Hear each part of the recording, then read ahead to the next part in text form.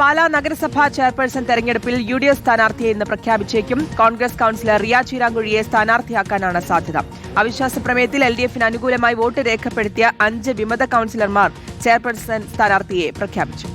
Vice ചെയർപേഴ്സണും നിലവിൽ acting ചെയർപേഴ്സണുമായ മായ രാഹുലാണ് വിമത കൌൺസിലർമാരുടെ സ്ഥാനാർത്ഥി. അർജുൻ മട്ടന്നൂർ ചേരുന്നു. അർജുൻ, അങ്ങനെ നാടകാന്തം പാലയിൽ തെരഞ്ഞെടുപ്പാണ്.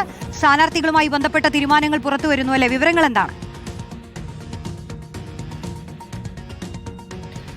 റോഷ്നി, പാലാ നഗരസഭയിൽ ബുധനാഴ്ചയാണ് ചെയർപേഴ്സൺ തെരഞ്ഞെടുപ്പ് നടക്കാൻ പോകുന്നത്. നിയമസഭാ തെരഞ്ഞെടുപ്പിന് ശേഷം സംസ്ഥാനത്തെ ഒരു ശ്രദ്ധേയമായ നഗരസഭയിൽ ഒരു തെരഞ്ഞെടുപ്പ് നടക്കാൻ പോകുന്നു എന്നതാണ് ഏറ്റവും പ്രധാനപ്പെട്ട കാര്യം. എന്തായാലും ഇത്തവണ സംഭവിക്കാൻ പോകുന്നത് ഇത്തരത്തിൽ LDF പിന്തുണക്കുന്ന അതേ സ്ഥാനാർത്ഥിയെ തന്നെ ഒരു പക്ഷേ കോൺഗ്രസ് വിമതരും പിന്തുണച്ചേക്കും. അങ്ങനെ കോൺഗ്രസ് വിമതരും LDFും ഒരുപോലെ പിന്തുണയ്ക്കുകയാണെങ്കിൽ അവിടെ മറ്റൊരു ചെയർപേഴ്സൺ സ്ഥാനാർത്ഥി അല്ലെങ്കിൽ ചെയർപേഴ്സൺ വരുമെന്ന കാര്യം ഉറപ്പാണ്. നിലവിൽ മായ രാഹുലിനെയാണ് ഈ വിമതർ ഇപ്പോൾ സ്ഥാനാർത്ഥിയായി പ്രഖ്യാപിച്ചിരിക്കുന്നത്. UDFിന്റെ സ്ഥാനാർത്ഥി പ്രഖ്യാപനം ഇതുവരെ ഉണ്ടായിട്ടില്ല. ഒരുപക്ഷെ ഇന്ന് സ്ഥാനാർത്ഥിയെ പ്രഖ്യാപിക്കാനാണ് സാധ്യത. എന്തായാലും കോൺഗ്രസ് അംഗം റിയ ചീരാങ്കുഴിയാണ് അത്തരത്തിൽ സ്ഥാനാർത്ഥിയെ പ്രഖ്യാപിക്കാൻ നീക്കം നടക്കുന്നത്. പലതരത്തിൽ ചർച്ചകൾ നടന്നെങ്കിൽ പോലും ഒരു ധാരണയിലേക്ക് എത്തിയില്ല.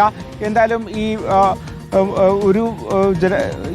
പാലാ നഗരസഭയിലെ ഒരു പ്രധാനപ്പെട്ട കാര്യം ഇത്തവണ ആരായിരിക്കും അവിടെ ഭരണത്തിൽ വരിക എന്നതാണ്. പ്രത്യേകിച്ച് കോൺഗ്രസിന് അല്ലെങ്കിൽ UDFിന് ഭരണം നഷ്ടപ്പെട്ടതിന് ശേഷം ഇപ്പോൾ LDFിന്റെ പിന്തുണയോടുകൂടി അത്തരത്തിൽ കോൺഗ്രസ് വിമത ചെയർപേഴ്സൺ ആകുമോ എന്നതാണ് എല്ലാവരും കാത്തിരുന്ന് കാണുന്നത്. ശരി, അർജുൻ മട്ടന്നൂരാണ് വിവരങ്ങൾ നൽകിയത്.